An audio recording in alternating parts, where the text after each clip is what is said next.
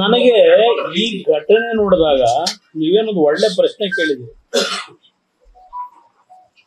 ಹಿಂದೆ 1990ರಲ್ಲಿ ವೀರೇಂದ್ರ ಪಾಟೀಲ್ ಅವರನ್ನ ಮುಖ್ಯಮಂತ್ರಿ ಸ್ಥಾನದಿಂದ ಇಳಿಸ್ಲಿಕ್ಕೆ ಇದೇ ರಾಮನಗರ ಚನ್ನಪಟ್ಟಣದಲ್ಲಿ ಇದೇ ರೀತಿಯಲ್ಲಿ ಅಂಗಡಿಗಳಿಗೆ ನುಗ್ಗಿ ಬೆಂಕಿ ಇಟ್ಟು ದೊಡ್ಡ ಮಟ್ಟದಲ್ಲಿ law and order problem create ಮಾಡಿದ್ರಲ್ಲ, ಅದನ್ನ ನಾನು ನೆನಪಿಸ್ಕೊಡ್ತೇನೆ. 1990 ವೀರೇಂದ್ರ ಪಾಟೀಲ್ ಸರ್ಕಾರ ತೆಗಿಬೇಕು ಅಂತೇಳಿ ಕಾಂಗ್ರೆಸ್ ನಾಯಕರುಗಳೇ ಅವತ್ತ 2 ತಾಲೂಕಿನಲ್ಲಿ ಅವಳಿ ನಗರಗಳು ದೊಡ್ಡ ಮಟ್ಟದಲ್ಲಿ ದಿನಸಿ ಅಂಗಡಿಗಳು ಪೇಟೆ ಬೀದಿನೆಲ್ಲ ಬೆಂಕಿ ಇಟ್ಟು ದೊಡ್ಡ ಒಂದು ಸಂಘರ್ಷ ನಡೀತಾರೆ. ಅವತ್ತು ಏನು ಕೋಮು ಗಲಭೆ ಅನ್ಕೊಂಡ್ರ, ಅದು ಕೋಮು ಗಲಭೆ ಅಲ್ಲ, ಅದು ಇದೇ ಕಾಂಗ್ರೆಸ್ನ ಸ್ಪಾನ್ಸರ್ಡ್ ಕಾರ್ಯಕ್ರಮ. ಈಗ ಚನ್ನಪಟ್ಟಣದಲ್ಲಿ ಬೇರೆ ಚುನಾವಣೆ ನಡೆಸಬೇಕಲ್ಲ. ಈಗ ಈ ಹಿನ್ನೆಲೆ ಒಳಗೆ ಈಗೆಲ್ಲ ಒಂದು ಓಲೈಸ್ಗಳ ಪದ್ಧತಿ ಶುರು ಮಾಡ್ಬಿಟ್ರಲ್ಲ. ಯಾಕೆಂದ್ರೆ ಈ ಭಾಗದಲ್ಲಿ ಇರ್ತಕ್ಕಂಥದ್ದು ಕಾಂಗ್ರೆಸ್ JDS ನ ರಾಜಕಾರಣ. ಈ ರಾಜಕಾರಣದಲ್ಲಿ ಕಳೆದ 50 ವರ್ಷದಲ್ಲಿ ಸ್ವಾತಂತ್ರ್ಯ ಬಂದ ನಂತರವೂ ಮುಸಲ್ಮಾನ್ ಸಮಾಜವು ಜನತಾದಳಕ್ಕೆ ಮತ ಕೊಡ್ತಕ್ಕಂಥ ಒಂದು ವಾತಾವರಣಗಳು ಇತ್ತು ಹಿಂದೆ ಎಲ್ಲ. ಇತ್ತೀಚಿನ ರಾಜಕಾರಣ ಬೆಳವಣಿಗೆ ಆಗಿದೆ. ಈ ಕಾಂಗ್ರೆಸ್ನವರು ಇದನ್ನ ಓಲೈಕೆ ಮಾಡೋ ರಾಜಕಾರಣ ಶುರು ಮಾಡಿದ್ರು. ಒಂದು ಈ ನಮ್ಮ ಭಾಗಕ್ಕೆ ಅದನ್ನೇ ಹೇಳಿದೆ, ಒಂದು ಕಡೆ ಕಾಂಗ್ರೆಸ್ನವರೇ ಇದನ್ನ ಪ್ರಯೋಗ ಮಾಡ್ಕೊಂಡು ಹೊರಟಿದ್ದಾರೆ. ಈಗ ಈ ಪ್ರಯೋಗಕ್ಕೆ ನಾವು ಅವಕಾಶ ಕೊಡೋದಿಲ್ಲ. ಇದರಲ್ಲಿ ಇದು ನೋಡಿದಾಗ ಏನ್ ಅನ್ನಿಸ್ತದೆ ನಿಮಗೆ?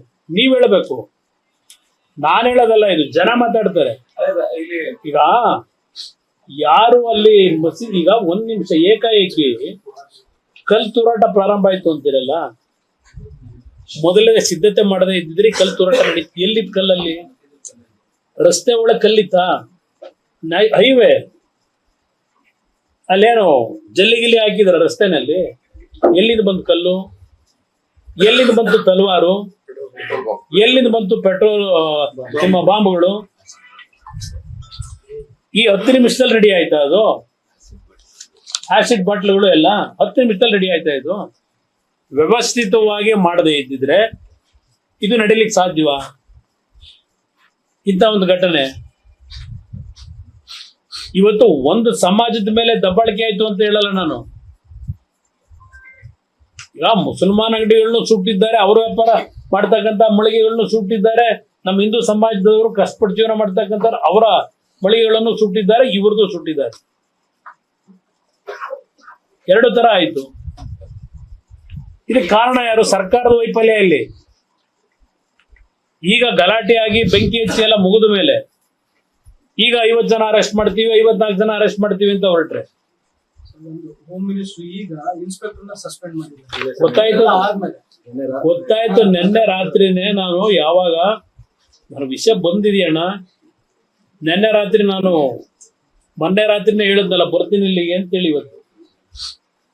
ಇವತ್ತು ಸ್ಪಾಟ್ ಇನ್ಸ್ಪೆಕ್ಷನ್ ಮಾಡ್ತೀವಿ ಅಂತೇಳಿ ಬಹುಶಃ ನನ್ನ ವಿರೋಧ ಪಕ್ಷದ ನಾಯಕರು ಅಶೋಕ್ ಅವರು ಬಂದೋಗಿದ್ದಾರೆ. ಇದೆಲ್ಲ ಆದ್ಮೇಲೆ ಮತ್ತೆ ಇವ್ರು ಮಾಡ್ಕೊಂಡಿರೋ ತಪ್ಪು ಅರಿವಾಗಿದೆಯಲ್ಲ, ಅದು ಮುಚ್ಕೊಳ್ಳೋಕ್ಕೋಸ್ಕರ ಇಲ್ಲ ನಾವು ಆಕ್ಷನ್ ತಗೊಂಡಿದ್ದೀವಿ. ಈಗ ನಾವೀಗ ನಿಮ್ ಮುಂದೆ ಇವತ್ತು ಇವ್ರು ಮಾಡಿರ್ತಕ್ಕಂಥ ವೈಫಲ್ಯಗಳ ಬಗ್ಗೆ ಚರ್ಚೆ ಮಾಡಕ್ ಹೊರಡ್ತೀವಿ ಅನ್ನೋದು ಗೊತ್ತವರಿಗೆ. ಅದಕ್ಕೀಗ ಸಮಜಾಯಿಷಿ ಕೊಡೋದಕ್ಕೆ ಈಗಾಗಲೇ ನಾವು ಆಕ್ಷನ್ ತಗೊಂಡಿದ್ದೀವಿ, ಸ್ಟಡಿವಾಗಿ ಇವತ್ತು ವೈಫಲ್ಯ ಎದ್ದಿದ್ರಿಂದ ಅಂತ ಇದು ಹೇಳೋದಕ್ಕೋಸ್ಕರ ಈಗ ಮಾಡ್ಕೊಂಡು ಹೋಗಿ ಸಸ್ಪೆಂಡ್. ಮೊನ್ನೆ ಯಾಕೆ ಮಾಡ್ಲಿಲ್ಲ? ಇಲ್ಲಿ ಸಸ್ಪೆಂಡ್ ಮಾಡಿರೋ ಅಧಿಕಾರಿ ಯಾರು?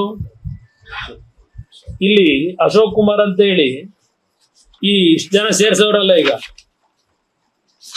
ಇದರಲ್ಲಿ FIR ಅಲ್ಲಿ ಈ ಶೀಟ್ಗಳಲ್ಲಿ ಸೇರಿಸಿ ಸೈನ್ ಹಾಕಿರೋ ಅಧಿಕಾರಿನ ನೀವು ಸಸ್ಪೆಂಡ್ ಮಾಡಿ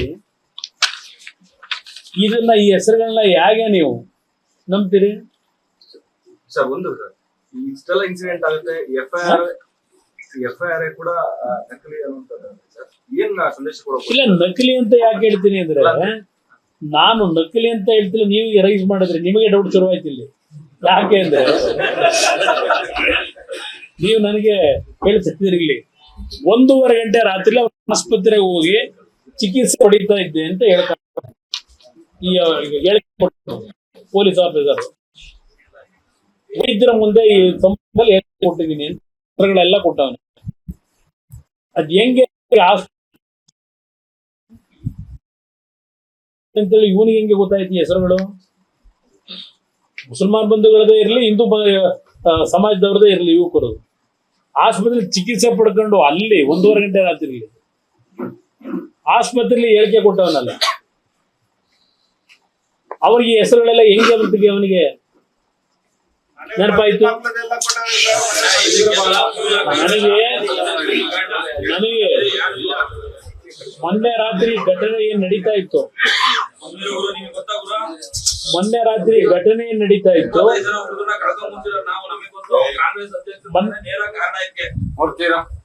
ಮೊನ್ನೆ ರಾತ್ರಿ ಕೆಲವರು ಯುವಕರು ಫೋನ್ ಮಾಡಿ,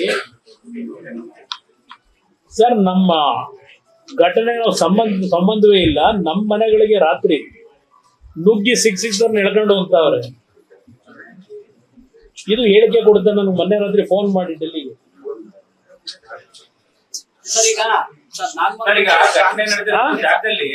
ಸೆಲೆಕ್ಟಿವ್ ಆಗಿ ಅಂಗಡಿ ಮಳಿಗೆಗಳಿಗೆ ಬೆಂಕಿ ಹಚ್ಚೋದು ಧ್ವಂಸ ಮಾಡುವಂತದ್ದಾಗಿಲ್ಲ. ಈಗ ಅದಾಗಿದೆ, ಅದನ್ನೇ ಹೇಳೋದು. ಇಲ್ಲಿ ಪರಿಸ್ಥಿತಿ ಏನಾಗಿದೆ, ಕಟ್ಟಡ ಬಂದು ಮುಸಲ್ಮಾನ್ ಬಂಧುಗಳು, ಕಟ್ಟಡ ಬಾಡಿಗೆಗೆ ತಗೊಂಡಿರೋರು ಹಿಂದೂಗಳು, ಕೆಲವು ಕಡೆ ಕಟ್ಟಡ ಬಂದು ಹಿಂದೂದು, ಬಾಡಿಗೆಯಲ್ಲಿ ನಡೆಸ್ತಾ ಇರೋ ಜೀವನ ಮಾಡ್ತಿರೋನು ಮುಸ್ಲಿಂ. ಸೆಲೆಕ್ಷನ್ ಹೆಂಗ್ ಮಾಡ್ಕೊಂಡವ್ರೆ ಇವತ್ತು. 50 ಜನ ಕರ್ಕೊಂಡೋಗಿ ಕೂರಿಸ್ಕೊಂಡು ಜೈಲಿಗೆ. ಇಲ್ಲಿ ಏನ್ ಹೇಳ್ತಾರೆ, ಇಲ್ಲಿ ಸಣ್ಣ ಗಲಭೆ ಅಂತ ಹೇಳಿದ್ರಲ್ವೇ, ಏನಿಲ್ಲ, ಅದು ಆಕಸ್ಮಿಕವಾದದ್ದು ಅಂತ ಹೇಳಿದ್ರಲ್ಲ. ಇಲ್ಲಿ ಏನ್ ಹೇಳ್ತಾರೆ, ಇಲ್ಲಿ ಕಂಪ್ಲೇಂಟ್ ನಲ್ಲಿ, ಇಲ್ಲಿ ನೋಡಿ, ಇಲ್ಲಿ ನಾನು ಮತ್ತು ನಮ್ಮ ಇಲಾಖಾ ಸಿಬ್ಬಂದಿಯವರು ಎರಡೂ ಕೋಮಿನವರಿಗೆ ಸಮಾಧಾನ ಮಾಡುತ್ತಿದ್ದಾಗ ಎರಡೂ ಕೋಮಿನವರು ಪರಸ್ಪರ ಕೈ ಮಿಲಾಯಿಸುವುದರಿಂದ ಘರ್ಷಣೆ ಉಂಟಾಗಿ ಎರಡೂ ಕೋಮಿನವರು ಪರಸ್ಪರ ಕಂಡು ಹೋರಾಟ ನಡೆಸಿದರು.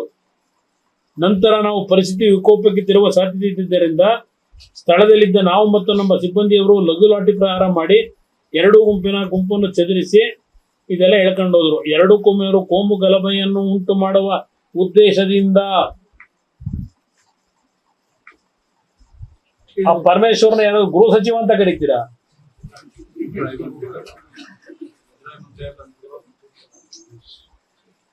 ಸಣ್ಣ ಘಟನೆ ಅದು ಅಂತ ಹೇಳ್ತಾರೆ.